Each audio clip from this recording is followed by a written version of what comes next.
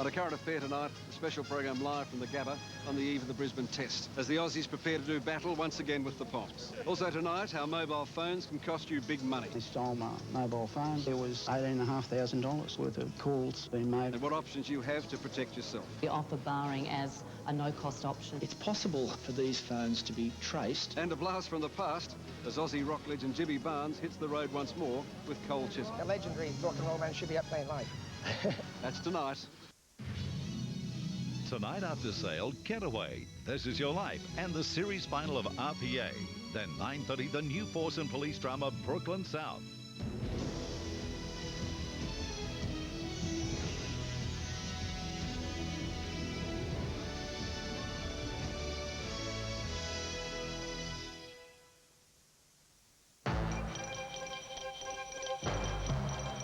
This is National 9 News with Brian Naylor. The mystery witness who could help solve the Niddry driveway killing. 2 men in court over those inner city syringe attacks, and firemen to the rescue for a trapped toddler. Good evening also tonight on the eve of the battle for the Ashes. Wicketkeeper Ian Healy previews the first of summer's big cricket showdowns. Police probing the murder of Niddry mother Jane Thurgood Dove have appealed for a man who may have seen her killer just before the shooting to contact them. Senior detectives believe he may hold the key to one of their most baffling cases. Nick Coe with more. The anonymous man told a Crime Stoppers operator he was in a taxi on Hoffmans Road in Niddry when he saw 2 men in a car. They fitted descriptions of the killer and his accomplice. The vehicle they were in was later used as a getaway car and torched soon after Jane Thurgood Dove was murdered in front of her children. He may have seen them before. He may know where they head to, where they frequent. He may say that he's seen them since. It's 12 months since the mother of 3 was killed. A plea for information from her family a fortnight ago sparked several calls to police, but detectives believe this latest development could prove invaluable. We need to put him in contact with the detectives, take it one step further than Crime Stoppers, put him in contact with the people that know the inquiry backward. His information sounds very, very close to what we believe took place. The Thurgood Dove family home is situated just a few metres from Hoffmans Road. Police believe the witness who contacted them yesterday may have seen Jane's killer just minutes before she was shot. The state government has posted a $100,000 reward to catch Mrs Thurgood Dove's killer. Genuine people tend to believe they might be wasting our time. We're happy to have our time wasted for that vital piece of information. Nick Coe, National 9 News. 2 men have appeared in court charged over a series of hold-ups involving syringes in the city and inner northern suburbs. One, a teenager, faces 34 counts for alleged attacks on pedestrians over the past month. Tom Wallen has the latest. 18-year-old Mohammed Tiba of Broadmeadows was charged with 13 counts of armed robbery and 21 of attempted armed robbery, allegedly threatening people with a blood-filled syringe. 24-year-old Abdullah Abek of Carlton faces 1 count of armed robbery and 1 of theft from a car. After an overnight hearing before a bail justice, both appeared in the Melbourne Magistrates Court today. There was no application for bail, and Magistrate Barry Docking remanded them to December the 4th. The 2 were arrested when detectives from the Mbona Task Force with the Armed Robbery Squad swooped on a car in Brunswick last night. The task was set up to investigate robberies, armed robberies within the city area, and fortunately we were able to get a result yesterday. Over the past 3 weeks, 30 police have been involved in the investigation, 14 working day and night. A man dubbed the Syringe Bandit was seen on security video holding up and threatening a victim with a blood-filled syringe and demanding money. Often working with an accomplice, he terrorised pedestrians in the Central Business District in Carlton. Some spoke of their ordeal, warning potential victims to comply with his demands for cash. Any victim of crime must feel some sort of distress, and hopefully we can allay those sort of fears in the future. Fortunately, no one was injured by the syringes. Tom Walland, National 9 News. Protesters have clashed with police during an anti-Jabiluka mine protest in the city this afternoon. The demonstrators attempted to gain entry to the stock exchange, but were stopped by a large contingent of officers. The group say they were focusing attention on their targets, North Limited and Energy Resources, who are developing the uranium mine in Kakadu National Park. The march continued through the city without further incident. A veteran Melbourne stuntman has been killed during a tragic mishap on a Queensland film set. 52-year-old John Rain died when he landed on his head on a concrete floor. And as Rowan Wen explains, it's the third stunt death in 3 years. It was the first day of filming at an old power station and the last stunt of the day. The documentary crew recreating the Newcastle earthquake disaster are now coming to terms with a tragedy of their own. I know all the cast and crew here are all very shocked. John Rain had been performing an 8-metre fall onto an airbag. His first attempts were successful, but during the shooting of the final sequence, the veteran stuntman missed his mark, bouncing off the airbag and striking his head on the concrete floor. Crew members provided first aid, but by the time ambulance officers arrived, the 52-year-old was unconscious. He later died in hospital. It's a bit of a shock to us all to have him pass away so suddenly on such a simple little job. It's the third fatal accident involving stunt company New Generation Stunts in recent years, all during falls onto airbags. Trevor Walsh died during a training session in March 1996, while stuntman Colin Dragsback plunged to his death during the 1995 filming of Love Serenade in northwestern Victoria. It's an issue police are looking into, and stunt company director Chris Anderson won't talk about. Look, you know, I can't really comment on any of that. It's under investigation, so pass. Video footage of John Rain's fall has been given to the coroner's office. Filming on the documentary has been indefinitely suspended to allow time for police investigation. Rowan Wen, National 9 News. Senior police have moved quickly to calm fears that large numbers of suburban stations will be closed as part of a consolidation of resources. And Premier Jeff Kennett says a report proposing more than 30 closures is an obsolete working paper. David Broadbent with the details. The report was commissioned as a general blueprint for replacing outdated suburban stations with new ones in rapidly developing outer suburbs. More than 30 were earmarked for possible closure. Many, such as the Collingwood and Richmond stations, and those at Hawthorn and Camberwell, to be replaced by 2 super stations. State opposition says it's a recipe for disaster, certain to dramatically lower the quality of police services. We've got, in this state, a government that talks tough on law and order, but all it knows how to do is cut. Premier Jeff Kennett says the report is obsolete. Can I suggest everyone takes a long, deep breath? I think I'm right in saying most of those country stations and outer suburban stations will not be closing. Senior police say the report is a flexible guide for ending wasteful duplication. The aim is to get more officers out of the stations and onto the beat. There are economies of scale to be gained by establishing new complexes, replacing old ones. But the Police Association argues officer numbers have been cut and station closures will alarm the community. The thin blue line at present has been stretched to its absolute limit. David Broadbent, National 9 News.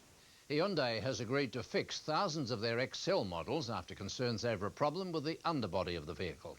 Company mechanics will strengthen parts of the frame on cars made between August 1994 and March 1996. While the manufacturer is refusing to describe the action as a recall, the Federal Office of Road Safety has approved the plan. The repairs will have a lifetime guarantee and will be carried out at no cost to owners. A traumatic experience for a little Altona girl today when her leg became wedged down a gully trap outside her home.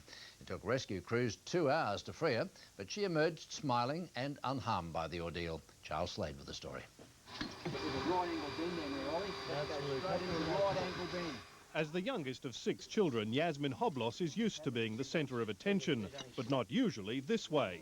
The 22-month-old amazed her rescuers and her family by the stoicism she showed after slipping down a gully trap while her mother hung out the washing. She didn't say much at all. I don't believe she speaks much English, but all she was trying to do was get hold of the hammer handle.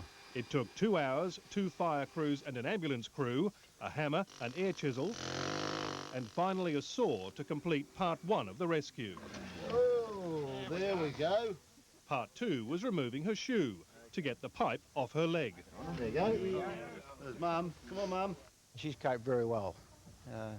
Some children are quite traumatic in those situations, but she handled it very well. We tried to pull her out, but we knew that it would hurt her, so I think the only alternative was to call for help. Happily, her leg was uninjured, but the ordeal over, poor old trauma Teddy got the cold shoulder. Right, don't want it. Ain't enough of Simon. Thanks for everybody to help to my daughter. Charles Slade, National 9 News. When we return, warnings of a summer hazard and the men who helped create a legend. The Mazda Metro comes with more space than other small cars. So, having more space means we could fit in more features, like air conditioning, power steering, a driver's airbag, and 5 doors. But with so many features, there just wasn't room for a big price. The Mazda Metro, now at $14,990. Anything goes in a Metro.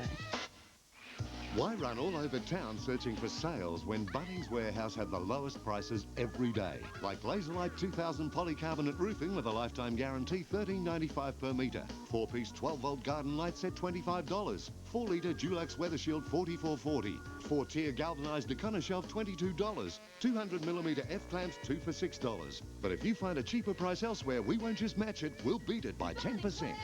Lowest prices are just the beginning.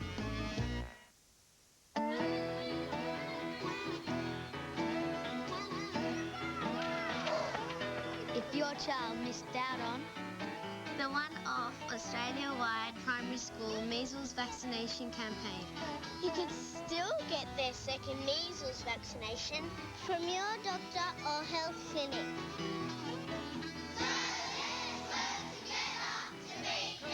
Let's work together. If you have a need for speed, to feel the wind in your face or reach for the stars, don't miss Big Boys Toys at the Melbourne Exhibition Centre this weekend. 12,000 square metres of sensational products. Over 150 companies step into an arena of dreams for 3 days only. Awesome cars, aircraft and helicopters, bikes, boats, personal watercraft, and a mass display creating the ultimate wish list at Australia's hottest exhibition. Big Boys Toys, Melbourne Exhibition Centre this weekend, presented by Triple M. The trouble-plagued APEC summit in Kuala Lumpur has ended without making any substantial progress on 2 vital issues. Leaders of the Asian and Pacific nations failed to agree on the fast-tracking of free trade or how to deal with the Asian financial meltdown. Prime Minister John Howard admitted he was disappointed. Some of the expectations were a little too high, and I think people will have more realistic expectations now. The defence in the Leski murder trial wound up today with a challenge to prosecution evidence about a crowbar found attached to the toddler's body. The court also heard that Greg Domasevich's family hired a private detective to find Jayden. Jane Hodgkinson was in court. Sue Havis is a friend of Belinda Murphy and Greg Domasevich. She says her children love him to death. However, the court heard that on the day Raymond Tubby Hopkinson gave evidence, Maui police received an anonymous phone call from a female on a public phone, making allegations against him. When the call was traced, Mrs. Havis and Miss Murphy were discovered 100 metres from the phone box. The prosecutor asked Miss Havis if she made the call to make life hard for Mr. Hopkinson, but she denied this, saying she was at the supermarket. The court was told that before Jayden Leski's body was found, the Domasevich family hired a private investigator to find the child. Michael Dunn said he'd spent more than 100 hours on the case. Mr. Dunn contacted Naval Officer Colin Dowd, an instructor in seamanship, who used a piece of rope to explain knots tying together the crowbar and the toddler's body. He said some were unusual, while agreeing that most people tie knots without knowing the names. The defence also called 2 experts in the debate over an object photographed in Domasevich's backyard. Photographic expert, Associate Professor Gail Spring, said it was not the colour of a shovel handle, while an expert in taking measurements from photographs said all 3 shovels found in Domasevich's garage were too short. Final submissions to the jury begin on Monday. Jane Hodgkinson, National 9 News. The state government is introducing a new system of fishing licences in a major shake-up of recreational angling. From mid-July next year, a $20 licence will cover all Victorian waters. Announcing the scheme today, Deputy Premier and Agriculture Minister Pat McNamara said the money would be invested in a trust fund to improve fishing conditions throughout the state. It will not apply to people under 18 or those over 60 with a seniors card. The family of a 9-year-old girl who sustained terrible injuries when she fell from a ride-on lawnmower has warned people about the dangers. With summer on the way, doctors are concerned more children will be injured in similar accidents. Belinda Byrne reports. Donna Henry has surprised doctors by walking again. They had told her family not to hope for too much. Just over a year ago, Donna was helping her 12-year-old brother mow the lawn at their local school. She fell. Carl missed a spot of grass, so he reversed to mow that piece. You right? And because of the noise of the mower, he couldn't hear her screams. Donna was rushed to the Royal Children's and surgeons began the massive operation to save her legs. We took tissue from up around her shoulder area, and that was used to reconstruct her right foot. She lost all the skin on the dorsum of her foot and most of the bones. Mr Johnson says he couldn't believe the first time Donna was able to stand after being in a wheelchair for 6 months. In fact, without being able to reconstruct the soft tissues, these injuries would have, without doubt, led to both legs being amputated.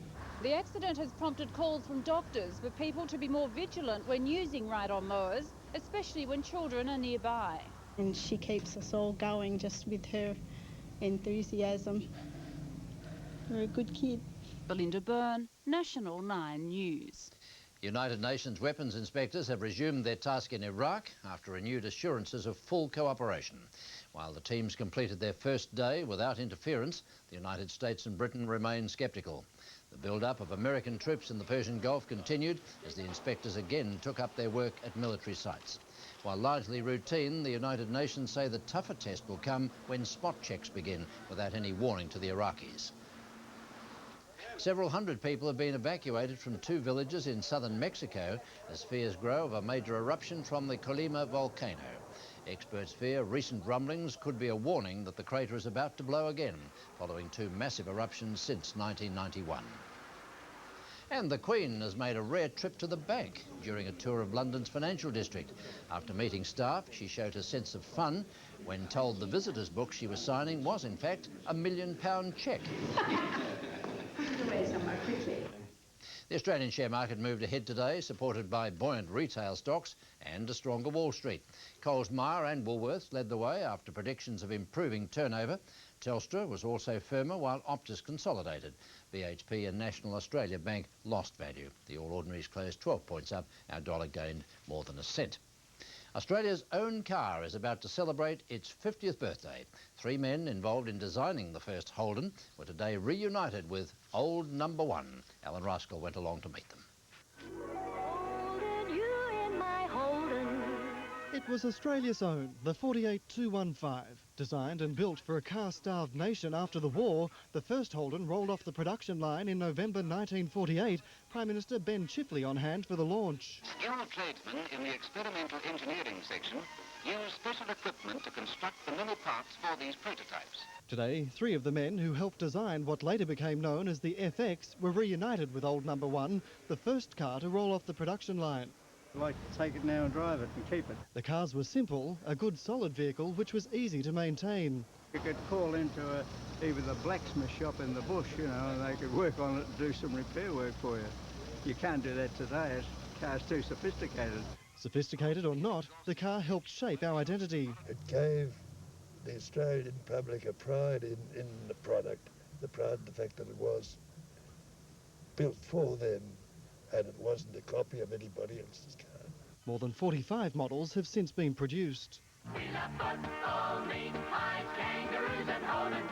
Old number 1 will celebrate its 50th birthday on November 29. The occasion will be marked by a reenactment of the car's launch, a parade down Swanston Street and a display of more than 700 classic Holdens at Albert Park. Often regret that I didn't keep my first Holden. Alan Ruskell, National 9 News. Tony Jones now with sport. Thanks, Brian. And after the break, Ian Healy previews tomorrow's opening Ashes test and Tiger warms up for a trip to Melbourne. On A Current Affair, we're live from the Gabba on the eve of the Ashes battle. We'll look at the high cost of your mobile phone if it falls into the wrong hands. You could get a bill like I've got for $18,500. An Aussie rock band, Cold Chisel, back on the road. We'll see you soon. This week at Coles, you'll get the best market fresh food at low market prices during the Coles Fresh Food Sale. Get Savings Porterhouse steak, just $5.99 a kilo. Save $4 a kilo. Farmland New Season's legs of lamb, $3.99 a kilo. Save $2 a kilo. And fresh juicy mangoes, only $1.85 each. Plus, spend $20 or more in our meat department and collect 200 bonus Flybuys points this week at Coles. So, is there anything else you want for Christmas? Nothing, Santa. Nothing. Except, could you ask Nan and Pop to call me? I think we could arrange that. Yeah, he's right here. Hey, James, it's for you. Hello. Hi, Nana. Did Santa tell you to call me? Telstra, helping you get closer at Christmas.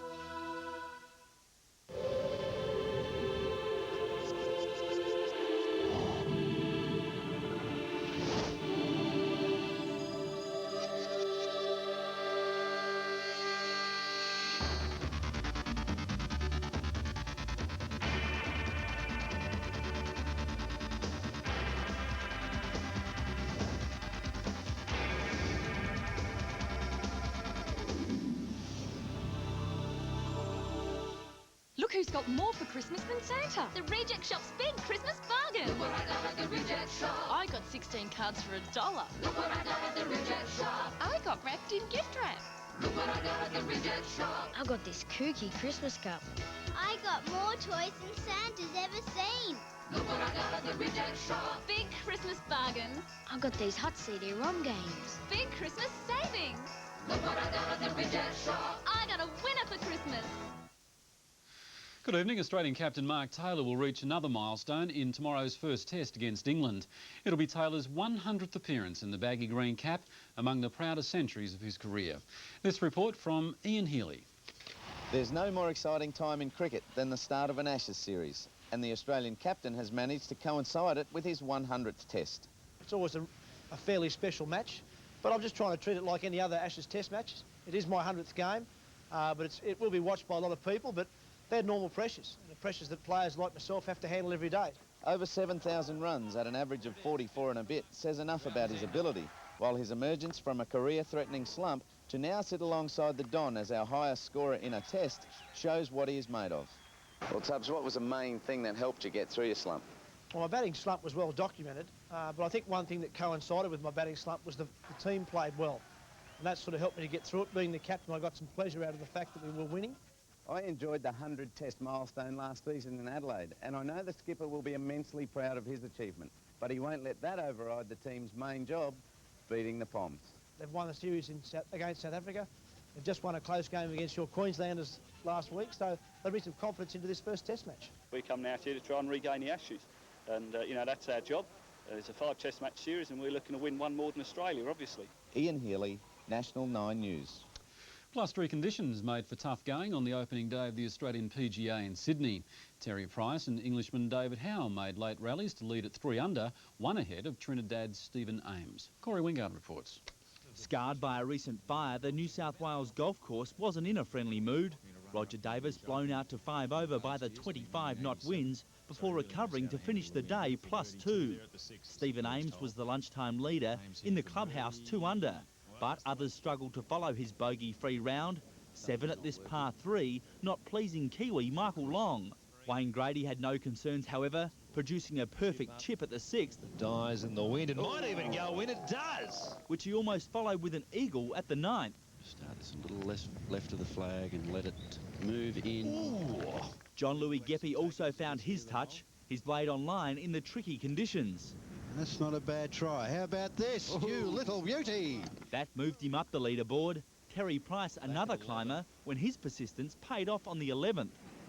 And Terry Price. The Queenslander carding a 69, finishing the day 3 under, level with Englishman David Howe. In Hawaii, Tiger Woods has produced some of his best golf to defeat Fiji's Vijay Singh and capture the PGA Grand Slam of golf. Do you believe this? He'll be hoping his form carries over to next month's President's Cup at Royal Melbourne.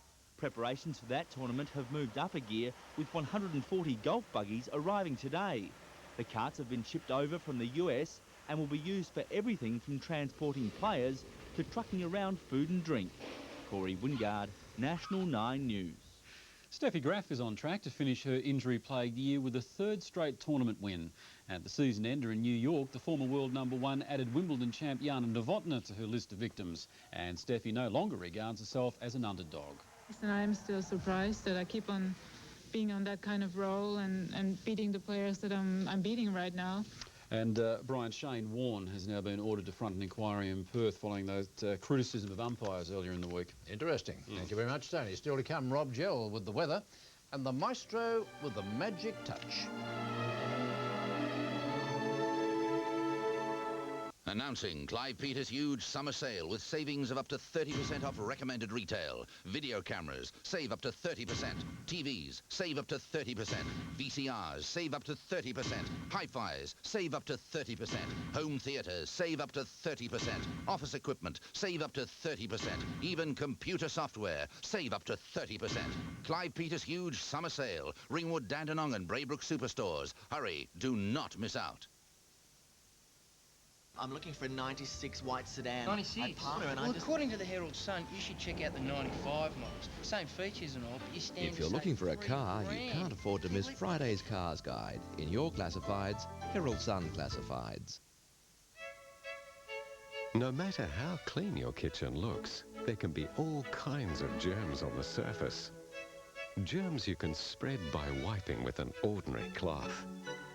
Unless you use antibacterial Domex.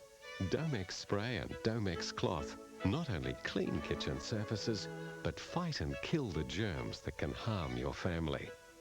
Domex, for a safer kitchen.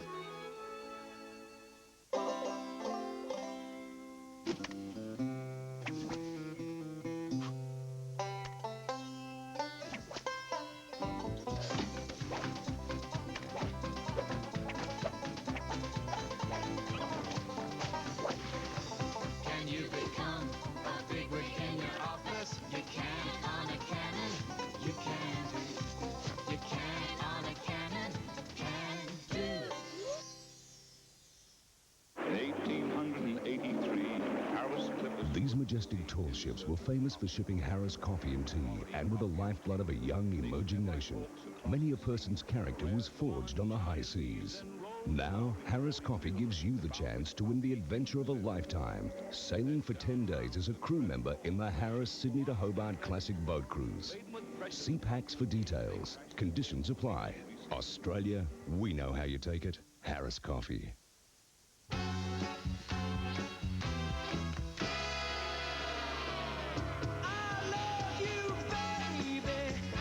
Order now for guaranteed pre-Christmas delivery on selected sofas.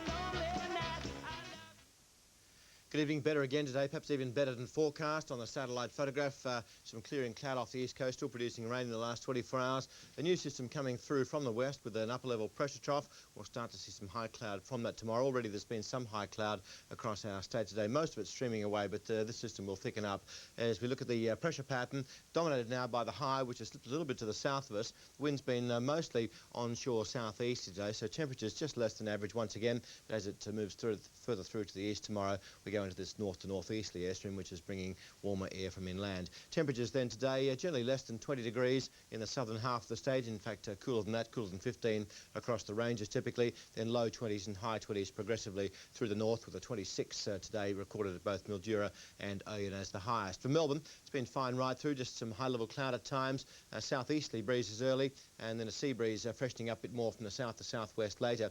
The minimum 8.5 at 20 past 6 this morning to a top of 22.4, so above the 20 that was forecast last night. That came at 25 past 4, and currently it's on 20. Forecast chart now with the high crossing away to the east, and we go into this northerly airstream, and then this trough approaching. It'll start to produce some thundery showers in the ranges later on Saturday, but showers more generally with this cooler onshore airstream for Sunday. Rainfall generally restricted tomorrow to the top end, and for the capitals continuing fine in the south. There will be a couple of showers about in Sydney once more, maybe a possible thunderstorm in Townsville, some rain in Cairns Cairns and a late shower expected in Alice Springs. Now for our state, there'll be some early morning fog patches, but restricted to the southern part of the state because winds will be light overnight.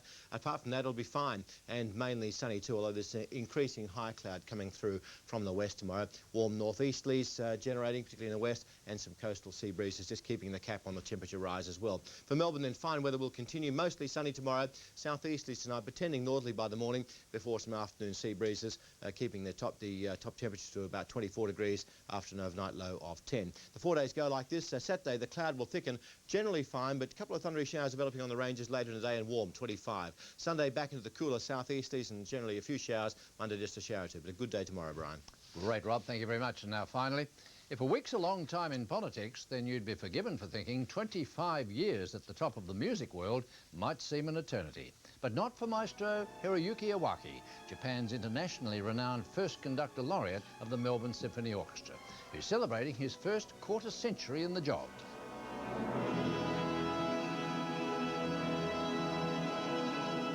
In Japan, the maestro is well known as a writer of best-selling detective stories, but leaves little doubt he wants to keep his Melbourne job for some time. Till I die. That's the news for now. There'll be updates during the evening until I see you again. May your news be good news, and good night.